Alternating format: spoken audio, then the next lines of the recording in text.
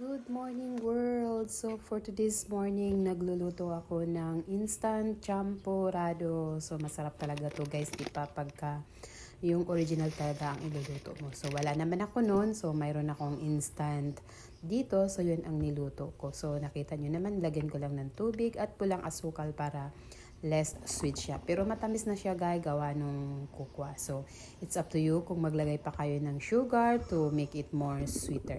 So, this part, pakulo na siya. Nilagyan ko siya ng takip kasi ang lakas ng kulo niya.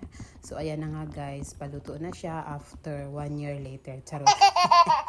So, ayan yung gatas. Choice nyo yan guys kung lagyan nyo or hindi the healthy. Siyempre, walang gatas, pero mas yummy ang may gatas. So, ayan na nga guys. After decades, naluto ko na rin ang champurrado. And it's ready to eat. Luto na natin champurrado. Tikman na natin. Sarap. Wow. Ang tagal ko nang hindi nakakain ito guys. Kain tayo. Happy breakfast everyone.